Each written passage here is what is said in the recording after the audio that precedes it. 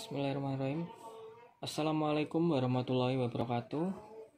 Oke, kali ini kita akan membahas soal-soal tryout yang kemarin sudah kalian kerjakan.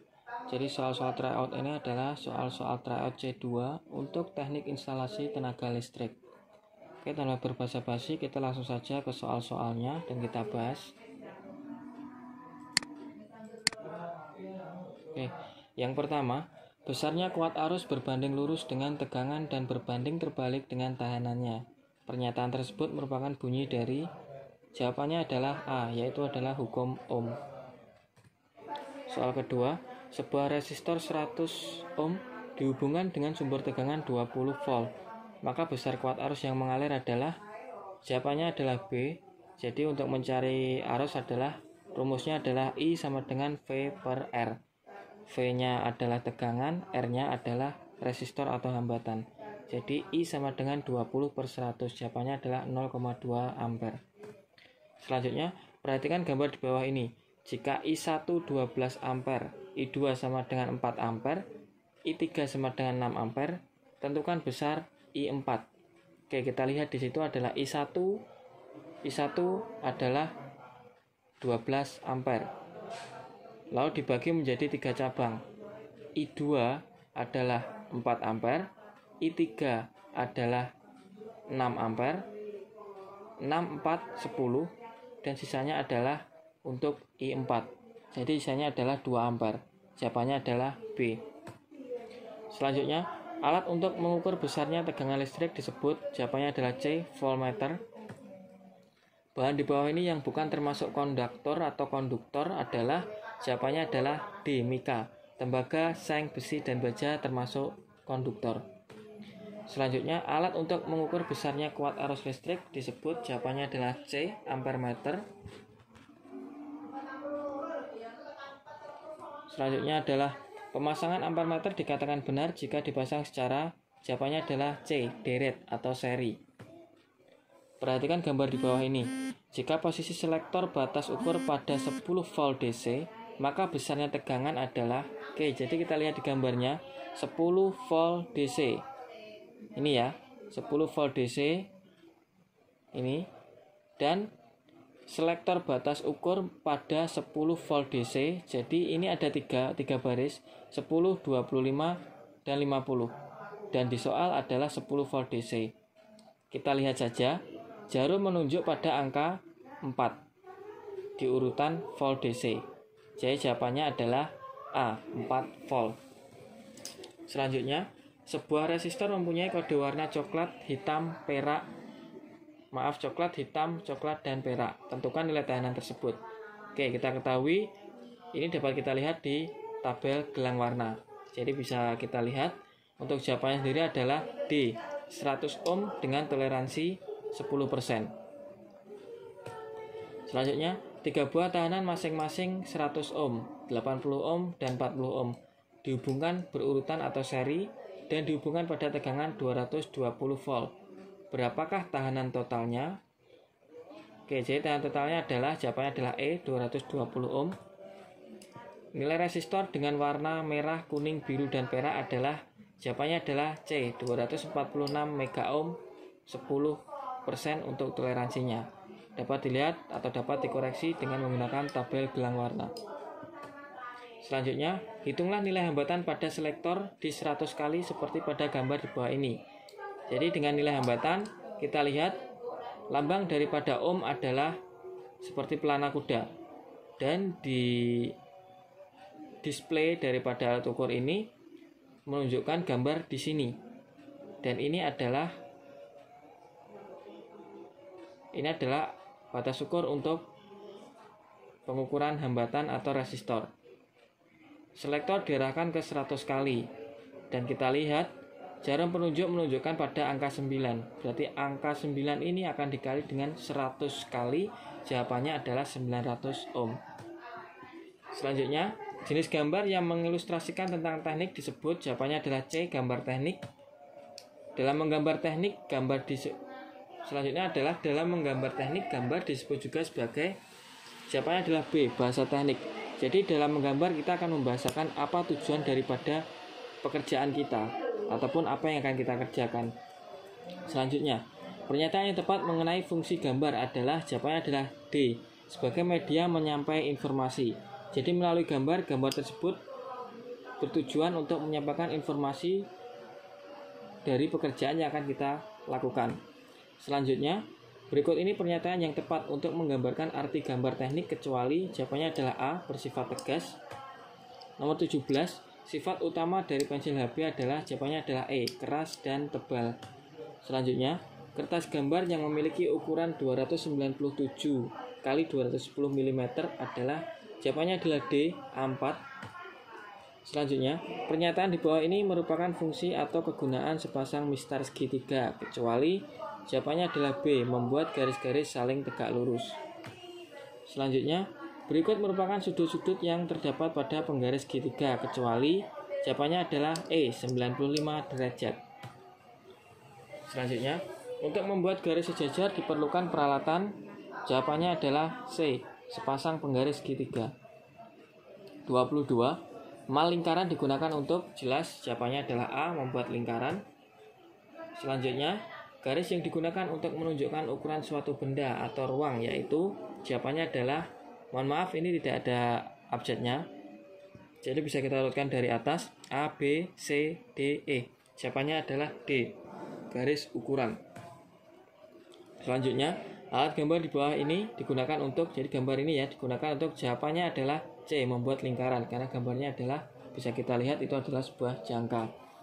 Selanjutnya, sebutkan 3 langkah yang harus dilakukan sebelum mengerjakan pekerjaan gambar. Jawabannya adalah C, memastikan ukuran kertas gambar sesuaikah atau kurang sesuaikah dengan persyaratan yang diajukan. Selanjutnya, membuat garis tepi, dan selanjutnya membuat etiket. Selanjutnya, sebutkan ukuran dari titik A, B, dan C dari gambar etiket di bawah ini. Oke, jadi jawabannya adalah A, 60, 35, 40 mm.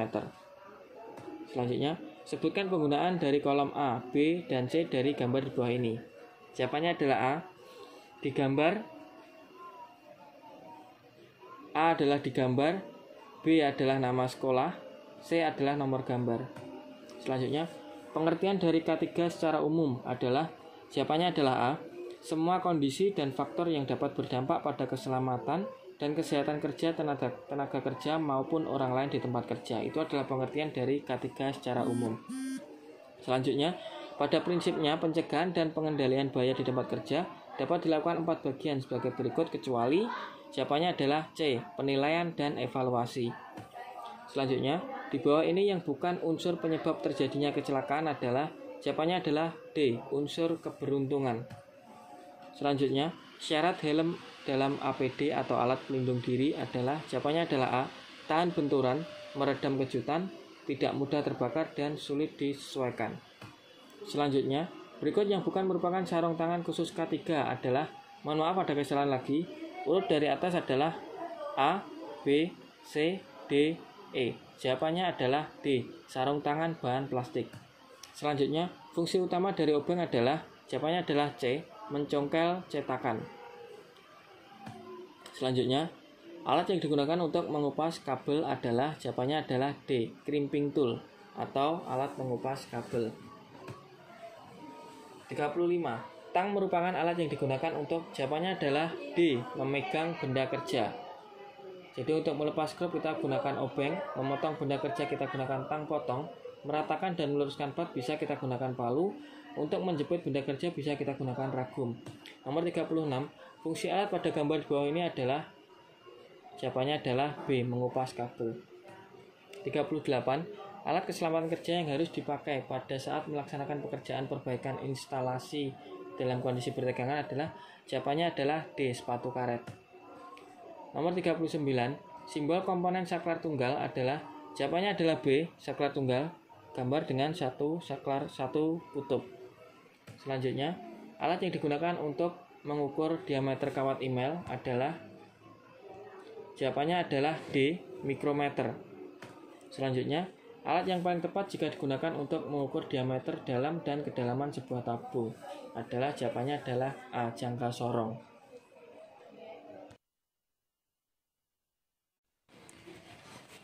Oke, Selanjutnya kita akan beralih ke soal uraian. Di sini akan ada 5 soal uraian atau IC. Oke, langsung saja. Yang pertama, jelaskan tujuan pembuatan rekapitulasi bahan pada pemasangan instalasi listrik. Oke, jawabannya adalah fungsi rekapitulasi adalah untuk mengetahui total beban, daya, dan pengaman yang dibutuhkan dalam suatu instalasi. Untuk menghindari terjadinya kesalahan perhitungan dalam suatu instalasi dan juga dapat mengetahui batas daya dan juga pengaman yang ada dalam suatu instalasi. Jadi peran daripada rekapitulasi bahan ini sangatlah penting pada proses pemasangan instalasi listrik. Dengan melakukan rekapitulasi bahan ini, kita akan mengetahui kebutuhan apa saja yang harus kita persiapkan, mulai alat, bahan, dan sebagainya sebelum kita melakukan pemasangan instalasi listrik. Sehingga tidak akan ada terjadi yang namanya kesalahan perhitungan dalam artian kelebihan jumlah ataupun bahkan kekurangan jumlah komponen ataupun bahan yang bisa berakibat fatal terhadap suatu pemasangan instalasi listrik. Oke, selanjutnya adalah nomor 42. Nomor 42 adalah jelaskan langkah kerja menyolder kabel. Oke, jawabannya sederhana ya. Jadi yang pertama, siapkan alat dan bahan yang diperlukan. Alat dan bahan di sini kalau kita bicara tentang menyolder kabel berarti alatnya adalah solder sido sendiri, lalu ada timah atau tenol. Untuk bahannya kita sediakan kabel yang akan kita solder. 2 kabel yang akan kita solder. Selanjutnya, bersihkan sambungan kabel dari email dengan menggunakan cutter atau pisau. Oke, jadi kabel kita kupas, selanjutnya kita bersihkan kabel tersebut dari emailnya agar timah atau tenol tadi bisa menempel pada kabelnya tadi, pada konduktornya. Selanjutnya, ambil timah secukupnya dan panaskan dengan solder, kemudian oleskan timah panas di atas sambungan kabel tipis-tipis. Oke, jadi dikatakan oleskan di sini bukan berarti timah yang sudah meleleh tadi kita pegang lalu kita oleskan, bukan. Tapi kita dekatkan ujung solder yang panas dengan timah berdekatan dengan kabel atau konduktor yang sudah kita kupas tadi, sehingga timah akan meleleh dan menempel pada konduktor atau kabel yang kita kupas tadi, dan timah akan menempel pada konduktor tersebut yang sudah kita bersihkan tadi. Selanjutnya, ulangi cara tersebut sampai sambungan kabel tertutup semua dengan timah. Jadi kita perlu diperhatikan lagi, kalau sambungan belum tertutup maka kita bisa mengulanginya lagi sampai merata dan kabel ataupun sambungannya tertutup. Selanjutnya, sebutkan peralatan gambar yang wajib disediakan. Oke, di sini hanya peralatan gambar yang wajib disediakan ya. Jadi kita tidak perlu detail-detail saja, tidak perlu detail. Jadi yang pertama itu ada pensil, ini pasti karena kita menggambar menggunakan pensil. Selanjutnya adalah penggaris, ini jelas karena semua persiapan kita harus menggunakan penggaris, mulai dari kita persiapan garis tepi, etiket ataupun gambar itu sendiri. Selanjutnya adalah penghapus, ini sangat berperan aktif ketika kita melakukan kesalahan sedikit ataupun mungkin ada beberapa garis yang melewati titik yang sudah kita tentukan. Untuk selanjutnya nomor 44, sebutkan langkah yang harus dikerjakan sebelum melaksanakan pekerjaan gambar. Oke, ini jawabannya juga ada 3 ya. Yang pertama adalah menentukan ukuran kertas. Ini sangat penting. Jadi ketika kita mengerjakan suatu gambar teknik, kita harus tahu kertas yang kita gunakan itu apa.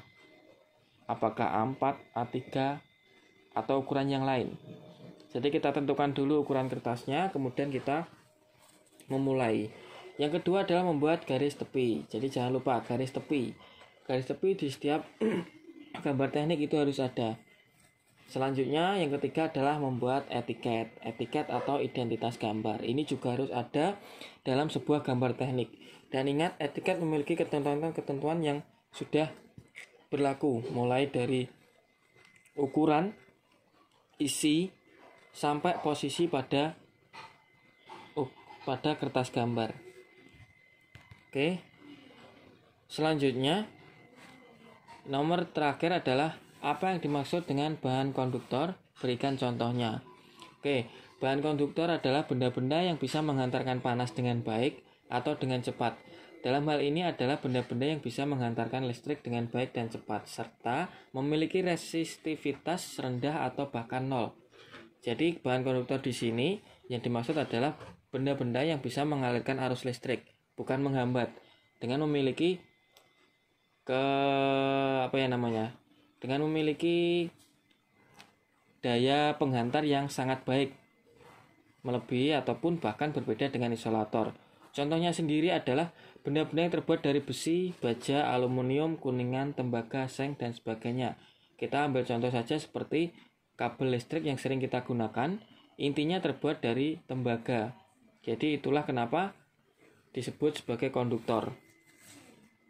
Oke, itu adalah jawaban-jawaban dari soal uraian. Semoga bermanfaat.